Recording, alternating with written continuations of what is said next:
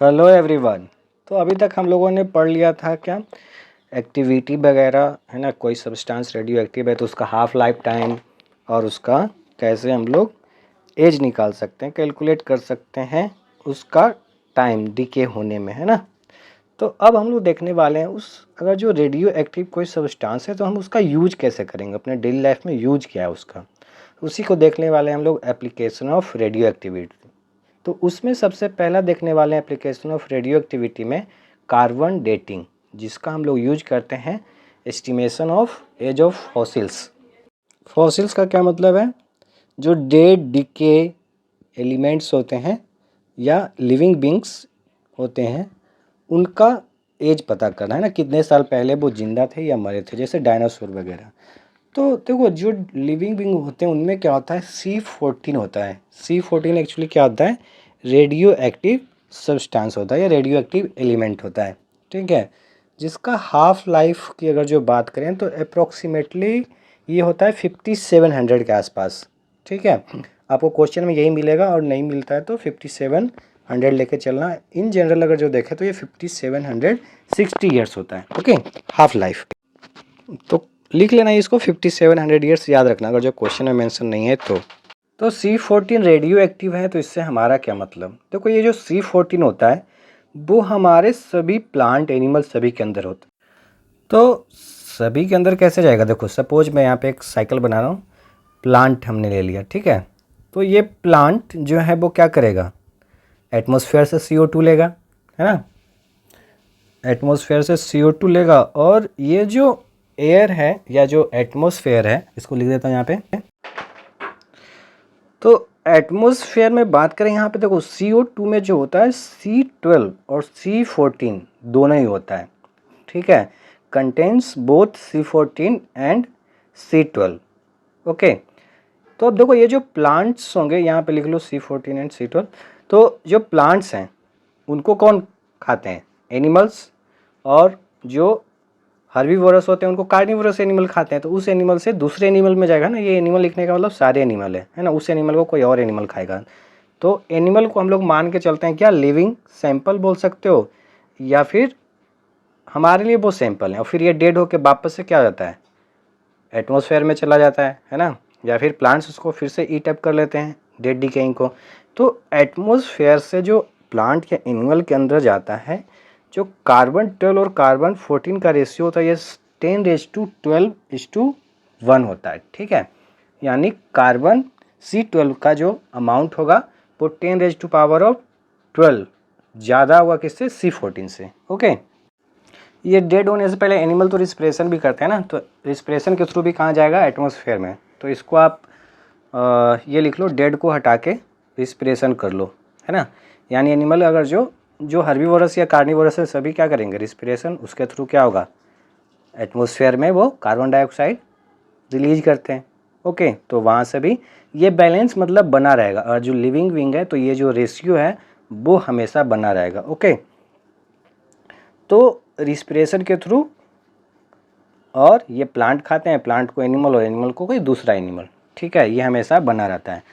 तो ये तो हुआ लिविंग सैंपल में जो है ना। और डेड सैंपल, तो दूसरा होगा डेड सैंपल, यानी कि जब वो मर चुके हैं। तो अब देखो वो एटमॉस्फेयर से कुछ भी गेन या लॉस नहीं कर रहे हैं, सॉरी, एटमॉस्फेयर में लॉस तो करेंगे, एटमॉस्फेयर से गेन नहीं करेंगे। यानी अब धीरे धीरे लिविंग सैंपल से जो डेड सैंपल बना है वो क्या होगा, धीरे धीरे C14 का अमाउंट कम होता जाएगा, ठीक है। तो एनिमल लिविंग सैंपल कहने का मतलब क्या है, इनिशियल कंसंट्रेशन या इनिशियल अमाउंट या इनिशियल एक्टिविटी, जिसको C14 का। और डेड सैंपल का क्या मतलब है, किसी भी टाइम टी पे क्या, कंसंट्रेशन, ओके। डेड सैंपल का ये मतलब है जब वो डेड हो चुका है बहुत सालों पहले, ठीक है, एट एनी टाइम टी वाला, ओके। मतलब एनी टाइम टी करने का क्या मतलब है, अभी जब हम उसको ऑब्जर्व कर रहे हैं, है ना, वाइल ऑब्जर्विंग, जो भी टाइम पीरियड रहा होगा उस समय पे जो कंसंट्रेशन या एक्टिविटी या वेट मास कुछ भी बोल लो, है ना, नंबर्स जो रहे होंगे वही क्या है, डेड सैंपल जिसको हम लोग बोल रहे हैं। और लिविंग जब सारे कंडीशन में सेम रहे होंगे, ठीक है। याद रखना ये सभी स्पेसीज में, यानी लिविंग स्पेसीज जो भी हैं, जो अमाउंट होगा C14 का वो ऑलमोस्ट क्या होता है, सेम। यानी प्लांट में भी लगभग सेम होगा, एनिमल में भी क्या होगा, लगभग सेम, ऑलमोस्ट क्या होगा, सेम, ओके।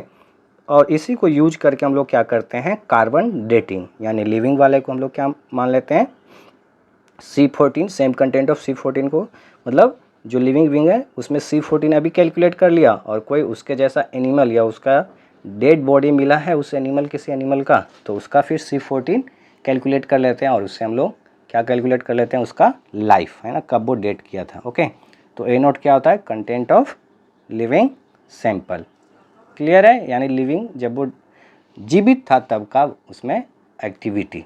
ओके, और डेड सैंपल क्या है, कंटेंट ऑफ डेड, यानी एटी, एक्टिविटी जिसको बोल सकते हो, बस यही है। और हाफ लाइफ को हमेशा याद रखना क्या होता है, 5700 ईयर्स होता है। ओके, तो इस पर एक क्वेश्चन कर लेते हैं, और बस ये हमारा एक टॉपिक हो जाएगा एप्लीकेशन ऑफ रेडियो एक्टिविटी का।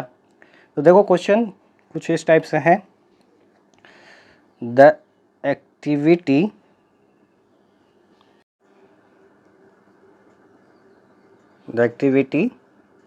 of the hair of an Egyptian mummy मतलब वो डेड वाला इज 7 dpm, याद रखना, ऑफ C14, हाफ लाइफ है ना। Find the age of mummy मतलब है ना, जो डेड को क्या करते थे, पैक करके प्रिजर्व करते थे, है ना, डेड बॉडी को, उसी को मम्मी बोलते हैं। आजकल हम लोग मम्मी अपने माँ को बोलते हैं ना, और हमारे साइड माई मैया भी बुलाते हैं, ठीक है, तो जैसा आपको ठीक लगे, ठीक है। तो इसमें दिया हुआ है rate of disintegration of fresh sample is 21 dpm, T half कितना है, 5700 ईयर्स। चलो इसमें पहले से मेंशन कर दिया मैंने, ठीक है। तो आपको कैलकुलेट करना है क्या, उसका लाइफ, है ना, कितना दिन पहले वो डेथ हुई थी, ठीक है। तो एक्टिविटी एक्चुअली क्या होता है, याद है, लैम्डा इंटू एन, ठीक है। तो देखो इसका सॉल्यूशन, ये आप लोग इसको वीडियो पॉज करके सॉल्व करो, उसके बाद देखना। तो t इक्वल्स टू हमने पढ़ा है 2.303 upon lambda log A not by 80 होता है, ठीक है। तो जो मम्मी थी, मतलब dead wing mummy, dead body जो था, तो उसका एक्टिविटी कितना दिया हुआ है, 7 dpm पर मिनट दिया हुआ है, ठीक है। तो फ्रेश मतलब जो लिविंग विंग, जब वो जिंदा था, जो भी डेड बॉडी जिसका भी था, है ना, लाइफ जब उसके पास था, यानी फ्रेश जिसको बोला, उसका ए नोट क्या है, 21 dpm दिया हुआ है, ठीक है। तो टी हाफ भी दिया हुआ है हमारे लिए शायद 5700 ईयर्स। ओके, तो टी हाफ क्या होता है, 0.693 अपॉन लैम्डा, इसी को बस यूज कर लेंगे। तो T equals to 2.303 upon 0.693 into क्या हो जाएगा, टी हाफ 5700 है, तो लैम्डा की वैल्यू निकाल के यहाँ पे पुट कर दिया, और लॉग ए नॉट 21 और 7 है 80, तो ये log 3 बन गया। बस इसको सॉल्व कर लोगे, आंसर आ जाएगा, है ना। तो ये बन जाएगा 2.303 0.693 5700 log 3, और log 3 की वैल्यू क्या होती है, 0.477, तो 48 ले लेते हैं। ओके, तो 0.48, बस इसको मल्टीप्लाई कर लोगे, आंसर मिल जाएगा, है ना। आसान है सब टाइप का क्वेश्चन। ओके, को मल्टीप्लाई कर लोगे तो मिल जाएगा 9092.36 आ रहा है। ये मैंने कैलकुलेटर पे किया है, मैंने नहीं किया है, ठीक है। तो अप्रॉक्सीमेटली आ रहा है 9092.36 ईयर्स। ओके, वो डीपीएम, और जो डीपीएम था 21/7 जो हमने किया वहाँ पे लॉग में था, है ना, तो वो नहीं आएगा। हाफ लाइफ का जो ईयर्स है वही आएगा, वहाँ पे मिनट दिया हुआ था, तो वो मिनट वाली वैल्यू नहीं आएगी। एक और बात याद रखना, ये जो कैलकुलेट करते हैं हम लोग हमेशा 4 हाफ लाइफ से कम के लिए कैलकुलेट करते हैं। ओके, उससे ज़्यादा के लिए हम लोग कैलकुलेट नहीं कर सकते हैं। 4 हाफ लाइफ करने का मतलब 90% से ज़्यादा डिसोसिएशन हो गया तो हम लोग उसको यूज नहीं कर सकते हैं उसके लाइफ को, क्योंकि वो मेजर कर पाना क्या होता है, बहुत ही मुश्किल। क्योंकि हमने देखा, ठीक है, कि C12 अपॉन C14 जो होता है वो 10⁻12 अमाउंट में ज़्यादा होता है, यानी अमाउंट उसका बहुत ही कम होता है, तो मेजर कर पाना क्या होगा, काफ़ी डिफिकल्ट, ठीक है। तो इसी को मैं यहाँ पे लिखता हूँ, it can't be used for more than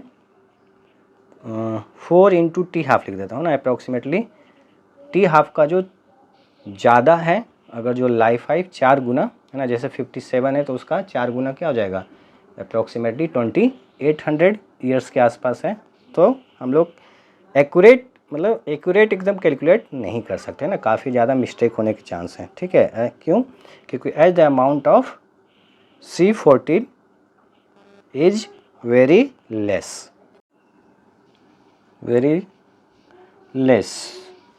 ठीक है। लेस होगा तो क्या होगा, and after long interval of time, है ना, after a long interval its amount becomes so less,